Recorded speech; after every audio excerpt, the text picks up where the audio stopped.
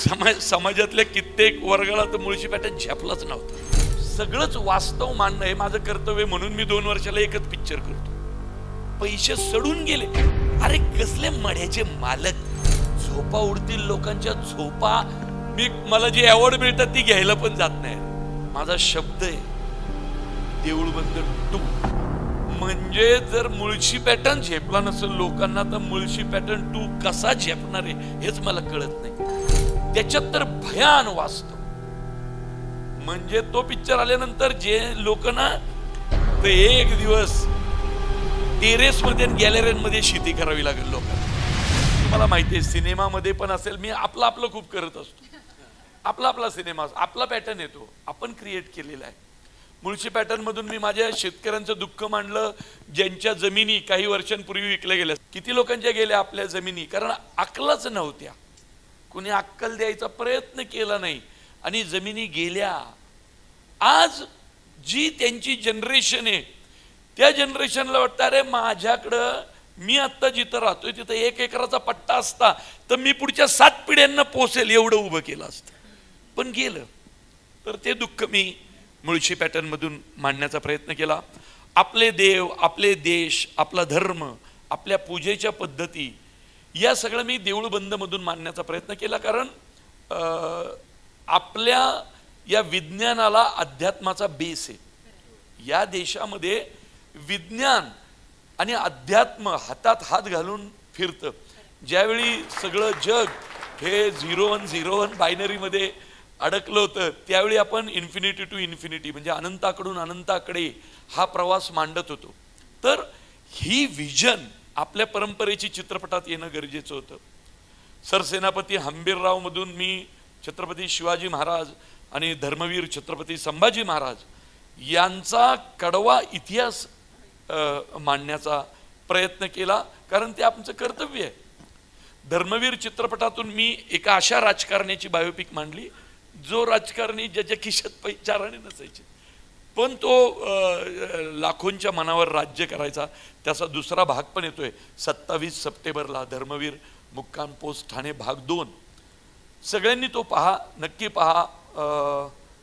खूप आवडेल कारण कित्येक गोष्टी हे आपल्याला माहीत नसतात. आपण ऐकीव गोष्टींवर जात असतो त्याच्या मागची सत्यता ही खूप मोठी असते. ती मांडण्याचा आम्ही त्यातून प्रयत्न केलाय. मुळशी पॅटर्नचा पार्ट 2 पण आता लवकरच येईल. अजून दाहक सत्य म्हणजे समाजातल्या कित्येक वर्गाला तर मुळशी पॅटर्न झेपलाच नव्हता. त्या सगळ्यांना वाटत होतं गुन्हेगारी गुन्हेगारी गुन्हेगारीच म्हणत होते आणि आम्ही जगाला बोंबलून सांगत होतो नाही रे बाबांनो गुन्हेगारांचा तो सिनेमा नाहीये. शेतकऱ्याचं पोरग गुन्हेगार का झालं याचा तो सिनेमा आहे. पण मीडियाने पण त्यावेळी आम्हाला काही विशेष कोऑपरेट केलं नाही. मीडिया हेच ओरडत राहिली की गुन्हेगारांचा पिक्चर आहे त्यामुळे पांढरपेशा वर्ग आमचा पिक्चर पाहायलाच आला नाही.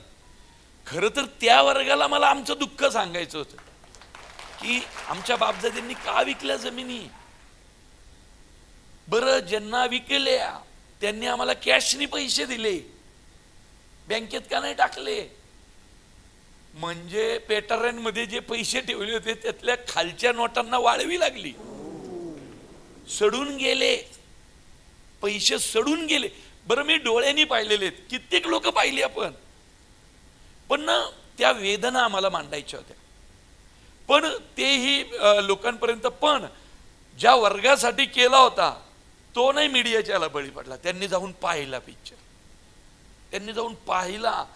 काहींच्या चुका लक्षात आल्या काहींच्या लक्षात आलं चुका करायच्या नाही आणि त्यांनी त्यातला तो डायलॉग घेतला शेती इकायची नसते शेती राखायची असते. मी नेहमी म्हणतो शेतकरी ज्या शेतकऱ्याला वाटतं ना की मी जमिनीचा मालक आहे. अरे कसले मड्याचे मालक. आपण कसले मालक. आपण राखणदार. आपल्या पंजनी खापर पंजनी पंजाकडे दिली पंजनी आज्याकडे दिली आज्याने आपल्या बापाकडे दिली आपल्या बापाने आपल्याकडे दिली. आपण ती इमाने आहेत बरे राखायची आणि पुढच्या पिढीकडे द्यायची आणि मरायला मोकळं व्हायचं. आपण मालक थोडी विकतोय कसलं. विकायचा हक्क आपल्याला दिला कोणी. विकतो कोण जो मालक असतो. राखतो कोण? जो राखणदार असतो. तर आपण राखणदार आहेत. नाहीतर काय होईल, सगळ्याच जमिनी विकत विकत बसलो तर एक दिवस टेरेसमध्ये आणि गॅलऱ्यांमध्ये शेती करावी लागेल लोकांना. आणि सोसायटीच्या गच्चीवर आमच्या सोसायटीमध्ये शेती आहे आणि सगळे मिळून संध्याकाळी जात आहेत भात्या लावायला. तर असं व्हायला नको, नाही का? तर जमिनी आपण आपल्या राखल्या पाहिजेत. त्यामुळं मुळशी पॅटर्न 2 मध्ये वेगळंच दुःख असणार आहे. म्हणजे जर मुळशी पॅटर्न झेपला नसेल लोकांना तर मुळशी पॅटर्न 2 कसा झेपणार आहे हेच मला कळत नाही. त्याच्यात तर भयान वास्तव. म्हणजे तो पिक्चर आल्यानंतर जे लोक ना ज्या फ्लॅटमध्ये राहतात ना त्या फ्लॅटच्या भिंतीला हात लावायला घाबरतील. माझा शब्द आहे. कारण त्या भिंतीत जी वाळू आहे ना ती वाळू नदीतून बिल्डरच्या साईट पर्यंत काय काय प्रवास करत आली आहे हे जेव्हा या समाजाला कळेल ना, झोपा उडतील, लोकांच्या झोपा घाबरतील त्या भिंतीला हात लावायला की माझ्या भिंतीतली वाळू हा प्रवास करून माझ्या फ्लॅटमध्ये आलेली आहे. त्यामुळं सगळंच वास्तव मांडणं हे माझं कर्तव्य. म्हणून मी 2 वर्षाला एकच पिक्चर करतो. देऊळबंद 10 वर्षापूर्वी केला होता. आज 10 वर्षांनी माझे 5च सिनेमे आलेत आणि मी तेवढेच करणार. नाहीतर वेदनांचा अभ्यास करायला वेळच नसतो लोकांकडे. पैशा पाण्याचा प्रश्न नाही, आपल्याकडे शेती आहे. आपल्याकडे शेती आहे, आपण श्रीमंत आहे. आपले जिथं माझ्या खापर पंजानी घाम गाळला ती जमीन आजही माझ्याकडेच आहे. त्यामुळं पाऊस पडल्यावरती पावसाच्या पाण्याचा नाही बापदादांच्या घामाचा वास येतो आम्हाला. त्यामुळं आम्ही त्या जमिनी राखतो. त्यामुळं आपल्याला लव्ह स्टोऱ्या करायला वेळ नाही, आपल्याला उगाच कुठला तरी चित्रपट मांडायला वेळ नाही. कारण ऑलरेडी प्रश्न खूप आहेत, ऑलरेडी प्रश्न खूप आहेत. ते मांडण्याचा प्रयत्न करू. म्हणून मी यांचं कौतुक का केलं, ते दरवेळी ना छान छान कपडे घालणाऱ्यांना बोलवतात. खरं तर छान नटी, छान नट. आणि त्यांनी मी तिला 10 वेळा विचारलं, अरे मला का बोलवताय, तुमचं चुकलं का काय? म्हटलं वेगळ्या कार्यक्रमाला तुम्हाला कुणाला तरी वेगळ्याला फोन करायचा का? ती म्हणले नाही रे प्रवीण दादा तूच पाहिजे. म्हटलं नक्की मी येणार माझ्या स्टाईलमध्ये. ते तसलं कॉस्ट्युम आहे. म्हटलं आपल्या ह्याला परफ्यूमचाही वास येणार नाही, मातीचंच येईल. झेपणार असेल तर बोलवा. हेच पाहिजे होतं मला, हेच पाहिजे होतं. आणि त्यांनी बोलवलं. म्हणून रेडिओ सिटीचे मी आभार मानतो की पहिल्यांदा असं कुठल्या तरी मी तर तुला माहिती आहे माझ्या मला जी अवॉर्ड मिळतात ती घ्यायला पण जात नाही रे. कारण का माहिती का, भीती वाटती.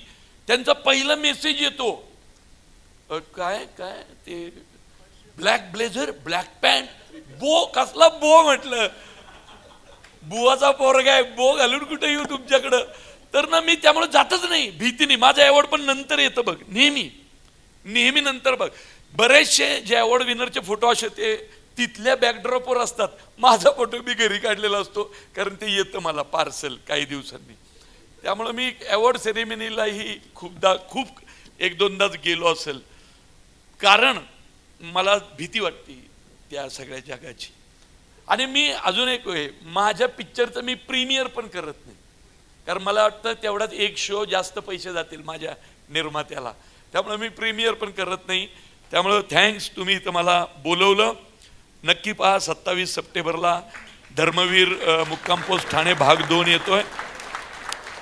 खूप जळजळीत वास्तव, म्हणजे कळेलच पिक्चर पाहिल्यावर, तुम्हाला जास्त बोलत नाही. आणि त्याच्यानंतर येतोय मुळशी पॅटर्न 2, देऊळबंद 2. म्हणजे तुम्हाला सगळं पुढचं पाहायला मिळेल. आणि यावेळचा देऊळबंद 2 तर जास्त डेंजर आहे. गेल्या वेळी देवाला स्वामींना सायंटिस्ट भेटला होता, वाद घालता तरी आला देवाला. यावेळी स्वामींना शेतकरी भेटणार आहे. आणि म्हणून पिक्चरचं नाव आहे देऊळबंद भाग 2, आता परीक्षा देवाची. धन्यवाद.